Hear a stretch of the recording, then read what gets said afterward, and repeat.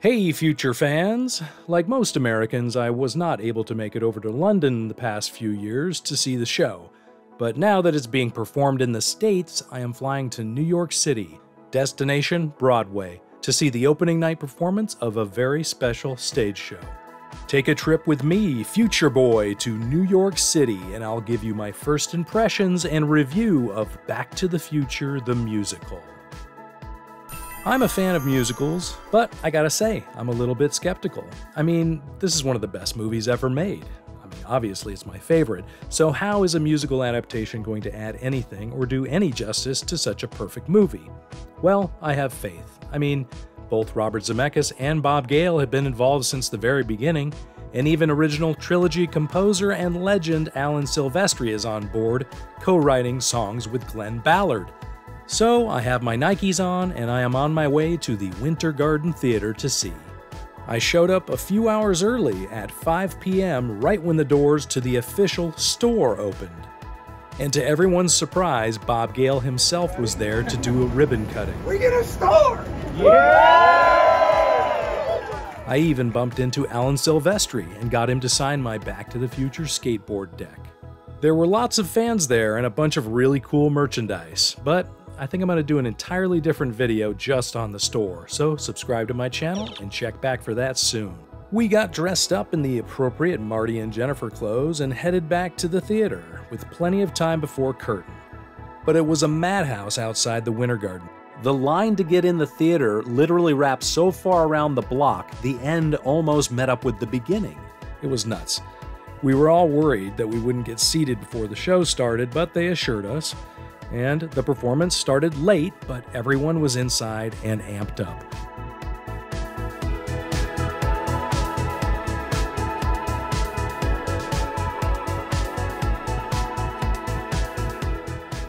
The director of the show even came out to give a special introduction. Tonight, this is indeed our first time through the show here in New York. It's our first time.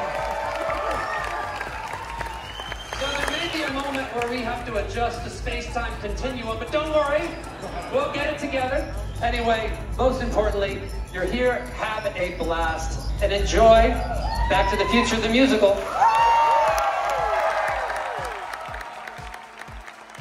Of course, we could not film during the performance, but here are my reactions to this opening night show. Story and adaptation. The script of the musical is 90% the same as the film. Bob Gale wrote the book, so it's not surprising that they would change very much. Though there are little tweaks here and there that make this a more stage-friendly version. For example, the audience would never be able to see the small LCD screen of the time circuits, so instead the DeLorean is voice-activated. Doc speaks into a remote to set his destination time, and the car's robotic voice talks back to him. Some scenes are truncated in order to make various things happen all in one location, which helps to consolidate the story and to make room in the runtime for more song and dance. The changes are noticeable, but not jarring. It kind of keeps us on our toes, so even fans who have every single line of dialogue memorized get to enjoy an entirely new experience. When these little changes pop up, it does not come off as annoying, it actually comes off as impressive, and you appreciate all the creativity that Bob Gale had to adapt these elements for the stage. I don't want to give away any spoilers here, so I might do an entirely different video highlighting all the changes from screen to stage. So, to be continued. The set design, transitions, projections, and effects were super impressive. I know this is Broadway, so I shouldn't be surprised at the quality, but sometimes stage shows go for a more minimal visual look, relying strictly on performance. But this show employs some great visuals and tricks. Specifically, the finale was incredible and unlike anything I've ever seen live on stage. One of my biggest concerns going in was if they were going to replicate the high tension that came from the editing in the movie. Cross-cutting between Marty racing in the DeLorean and Doc hanging from the clock tower. But somehow, with the help of some fancy projections, lighting, and music cues, it all worked flawlessly. I mean, they actually had a full-size lit-up DeLorean time machine on stage, appearing to move through time and space. On stage, the finale really felt almost as intense as the film. It employs a handful of tricks to pull it off, and I don't want to spoil it here, you should just go see it for yourself one day. Even for someone who has seen the film hundreds of times, this onstage finale felt like I was seeing it for the first time. The music and songs. The music and songs were all good. I didn't find myself leaving the theater humming any particularly catchy melodies, but now that I have the soundtrack, I'm sure after repeat listenings, some tunes will catch on. The big positive here is that there are no songs or lyrics that drag the show down.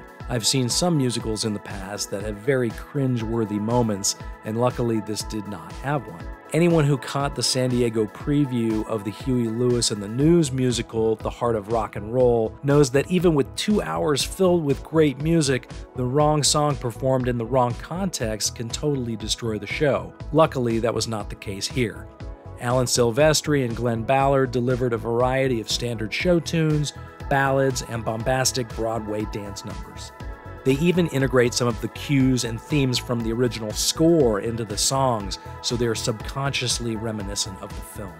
A standout is the Goldie Wilson featured song Gotta Start Somewhere, a classic song and dance number that really brings down the house.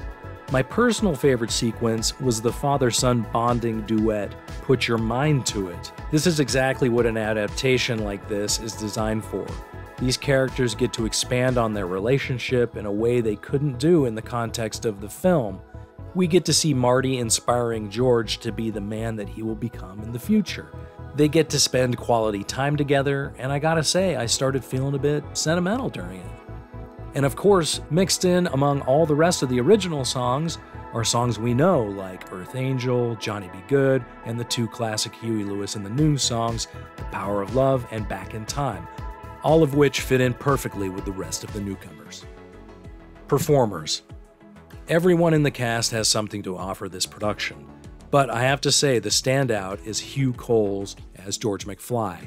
He originated the part in the UK version as well. Coles does an uncanny job of channeling Crispin Glover's film performance, but not in a way that is annoying or uninspired. Coles has every voice crack and mannerism down pat. He is a hyper-real version of the George that we all know from the movie, but somehow he makes it his own. A close second is Nathaniel Hackman as Biff Tannen. Again, he channels what Tom Wilson brought to the original part, but makes it his own creation that it feels reminiscent but is fresh at the same time. Leanna Hunt does a great job at channeling the sexually eager Lorraine. Again, a bit of a caricature of what we know from the movie, but not so much that it seems ingenuine. Jennifer Parker gets a little more than she did in the film, and Michaela Cicada shows off her windpipes in a few good songs with her boyfriend Marty, even a duet across time. Roger Bart, who originated the stage role of Doc in the UK, really chews the scenery here. Refreshingly, he does not try to do a Christopher Lloyd impression. Although his performance can be a bit over the top in times, he really makes it his own. Definitely taking inspiration from the wackiness of Lloyd, but taking it to the next level, making Doc more manic and zany than we ever saw him in the trilogy. This is kind of a funhouse mirror version of Emmett L. Brown, and Bart seems to be loving every minute in Doc's shoes. Casey Likes takes over Marty McFly in the US version of the show. This young performer takes bits from Michael J. Fox's performance, including his Canadian voice cracks, but adds his own bit of energy. Casey is no Michael J. Fox, but he brings his own special charm to the role. Ironically, he reminds me more of C. Thomas Howell, one of the other original choices to play Marty back in the 1985 film. Maybe this is the universe's way of giving us that variation of Marty almost 40 years later. In addition, writer Bob Gale's voice makes a cameo appearance as a pre-recorded weather announcer on the radio, a great Easter egg treat for fans. Overall rating.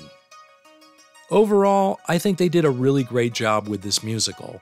My biggest fear was that it would reflect on the film in a negative way, but it doesn't. Yes, there are some silly moments, and like a lot of musicals, it can feel a bit hokey at times, but all in all, it is a celebration of the film. It highlights everything the audience loves about Back to the Future: the story, the characters, the music, and even the visual effects. Thankfully, according to Bob Gale and Robert Zemeckis, there will never be a Back to the Future Part 4, so this serves as a little something extra for the fans who have been clamoring for more Back to the Future throughout the years. With all the movie stage adaptations that have been happening lately, from Beetlejuice to Mean Girls, it was inevitable that Back to the Future would be adapted eventually. The fact that members of the original creative team were involved to make sure it would be made to honor the source material is really the best part. This Broadway iteration of the show is currently scheduled to run through February 2024, so if you were in the Big Apple, go check it out. Were any of you at the opening night show too? Anyone who's seen both the UK and US versions? I'd love to hear about both of your experiences. Let me know what you think of the show down in the comments. In the meantime, if you can't make it to Broadway, check out the soundtrack and let me know what song is your favorite. Until then, enjoy the music, and I'll talk to you in the future.